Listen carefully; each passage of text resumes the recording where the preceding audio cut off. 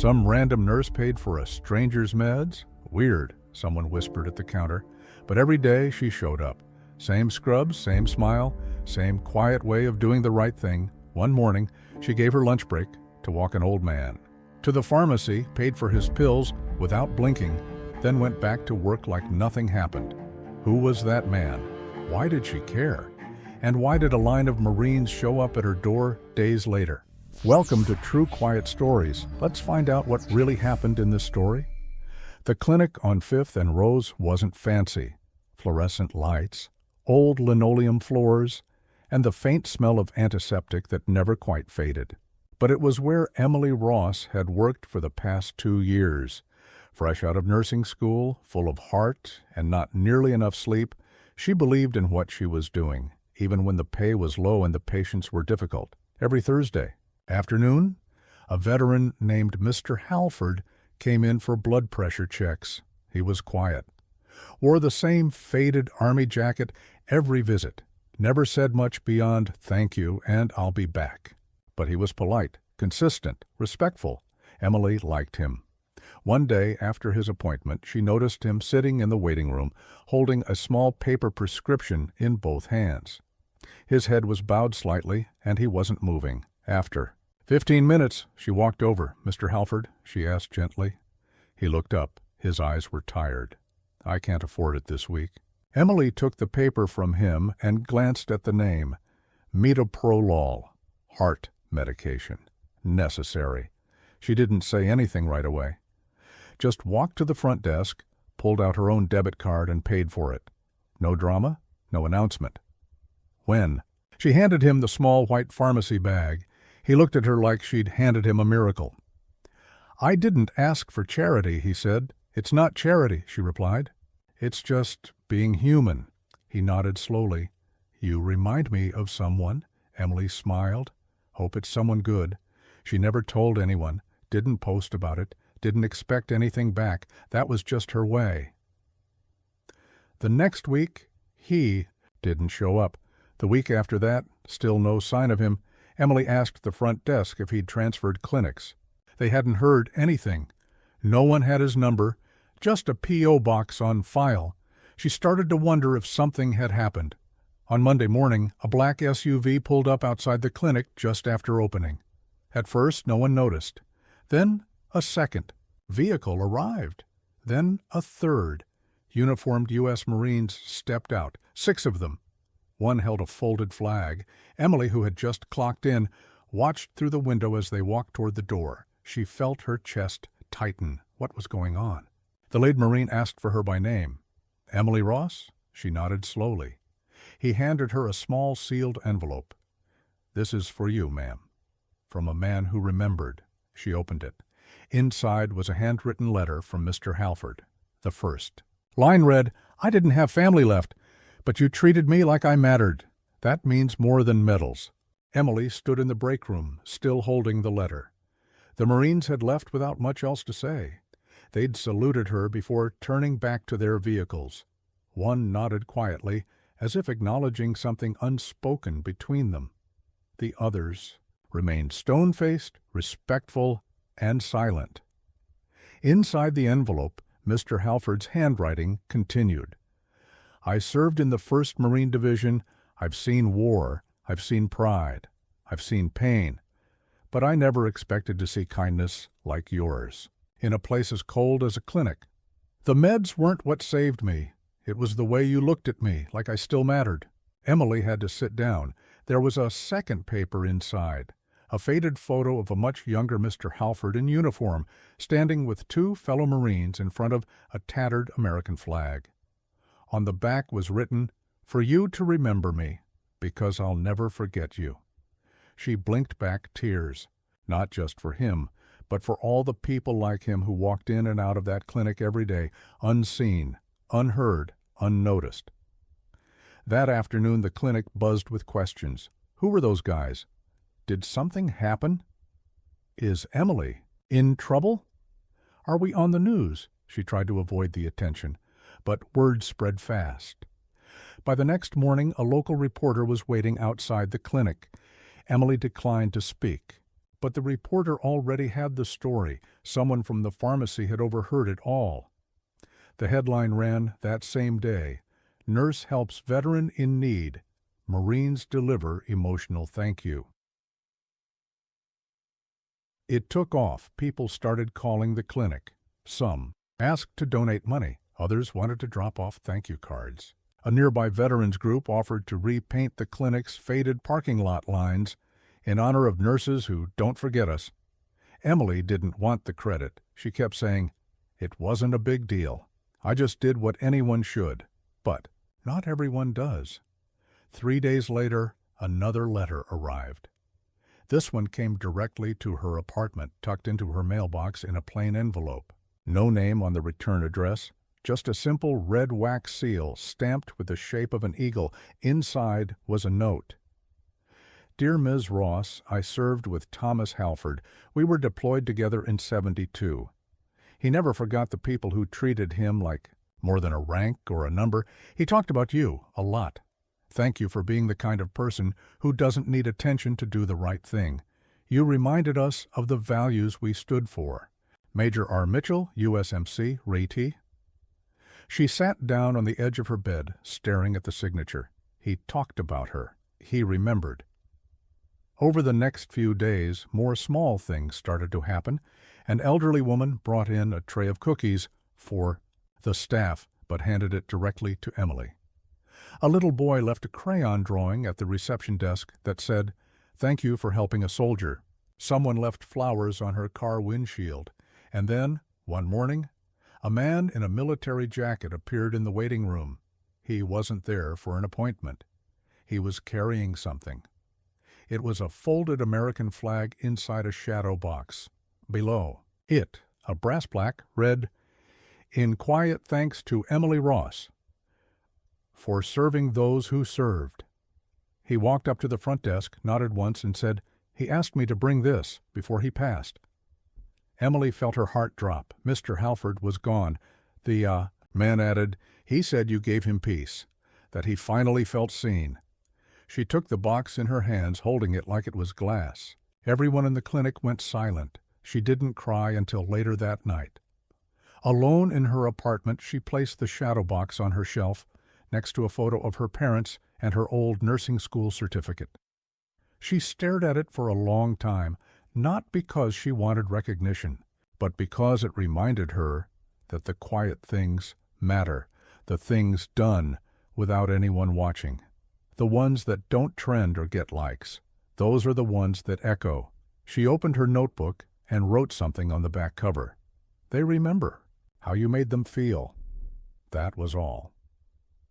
By the end of the month, Emily had received over 200 letters, some from veterans, some from families, some from strangers who'd read the story online and just wanted to say, "Thank you." One man wrote, "I never saw my father cry except once, when a stranger helped him without asking anything back. You did that for someone's father, and I'll never forget it." Her name was now printed on a wall inside the local VA hospital, in recognition of quiet care and service beyond the call of duty.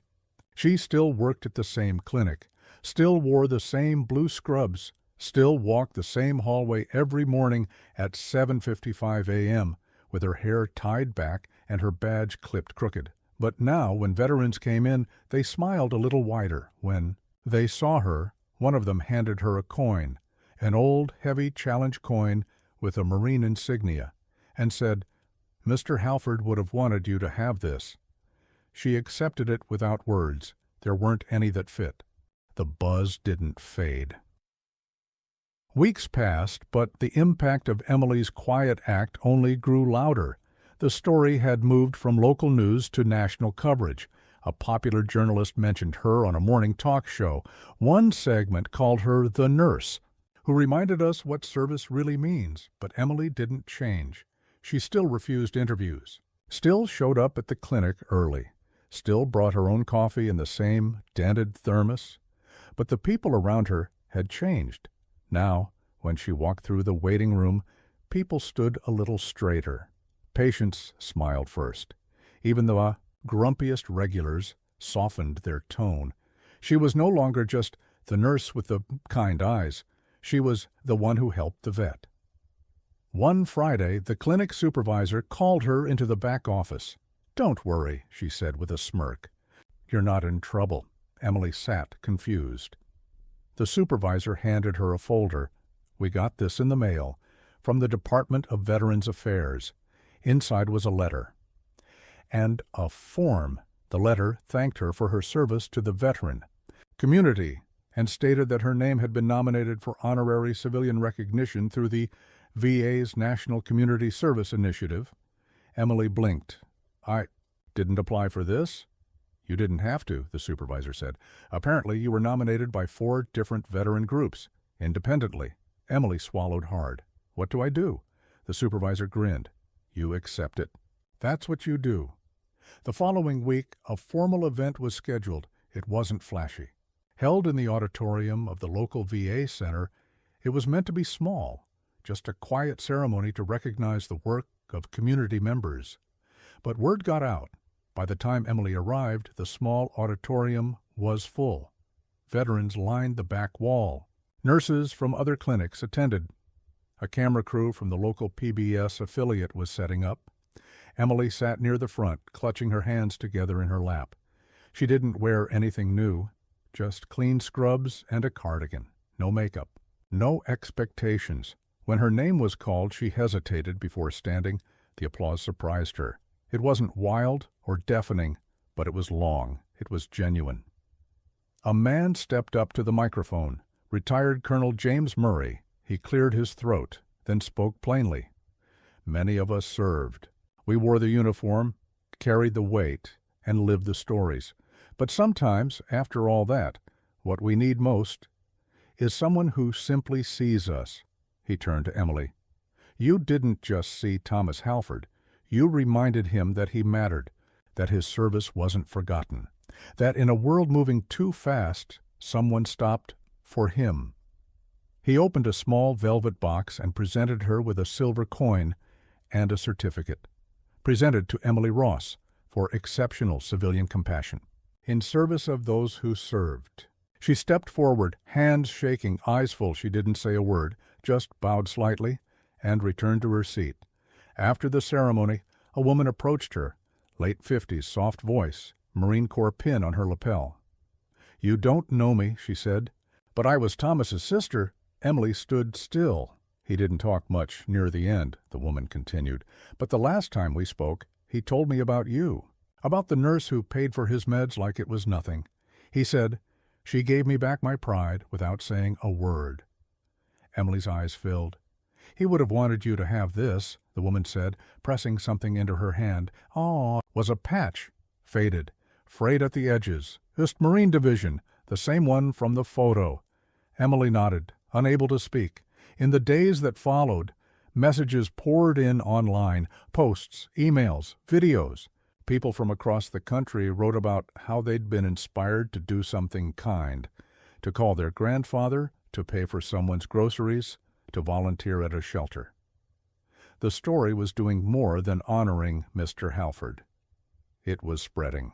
His spirit, one nurse, one vet, one choice, and now a movement. The clinic received funding from a private donor to renovate the waiting room. A small section near the window was turned into a tribute wall, with a photo of Mr. Halford, a copy of the Shadowbox flag, and a plaque. One quiet act reminded us all, service doesn't end when the uniform comes off. In honor of EO, Emily Ross and Thomas Halford visitors paused at that wall every day. Veterans left coins beneath it. Some saluted, some just stood in silence. Emily never stopped by for long, but sometimes, after closing, she'd glance at it before leaving and whisper, "Thank you for letting me be part of your story." But even with all the attention, Emily stayed who she was. She still carried an extra 20 in her wallet, just in case someone needed help. She still checked in on her patients with warmth and patience. And every time she passed a veteran in the street, she smiled first, because she understood now. Some battles happen long after the war ends, and sometimes a quiet ally is all it takes to win one more time. Months passed. The story stopped trending. The news moved on, but the people didn't forget. At the clinic, veterans still came in asking for the nurse with the calm voice. They told her stories. They brought her little things, pins, patches, keychains, books. One man gave her his Bronze Star ribbon. "You've earned more honor in silence than I ever did in war," he said. Emily always tried to decline, but they insisted. And so she accepted, not because she needed the items, but because she understood. These weren't gifts. They were thank yous no one else had ever earned. One day, a young woman walked into the clinic. Early 20s, clearly, nervous, holding a clipboard too tightly. She was there to start her first day as a nursing intern. Emily met her in the hallway. "I'm Grace," the intern said, offering her hand.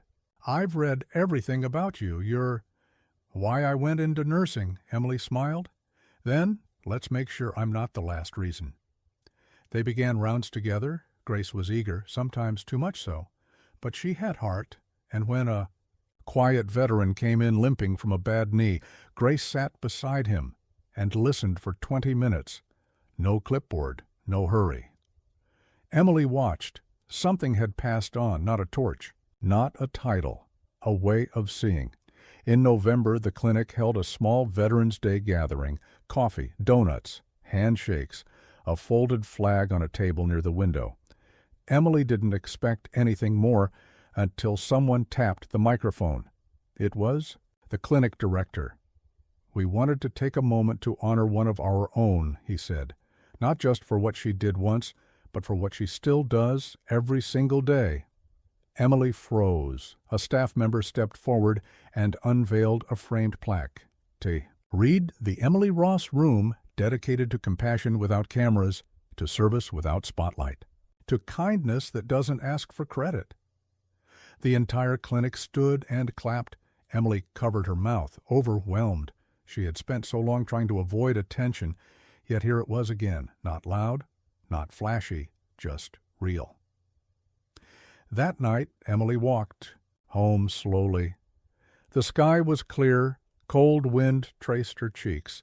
She kept thinking about Mr. Halford, about the first time she saw him sitting with that prescription slip, about how simple it was, how quiet, how everything had changed because of a $22 decision and a soft smile.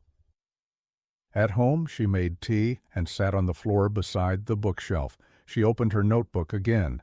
This time, she wrote just 2 words. He mattered, and below that, so do they all. Years later, a documentary about small acts of service included Emily's story. They filmed her walking the same clinic hallway, sitting with patients, listening with stillness and care. She wore her badge, her worn scrubs, and a calm, familiar smile. She didn't rehearse her lines. She just said, "If someone walks in carrying the weight of the world, and you make it just a little lighter, that's enough. That's the job." The film won awards, but Emily didn't attend the ceremony. She was working that night. The clinic eventually expanded. More rooms, better equipment, more staff.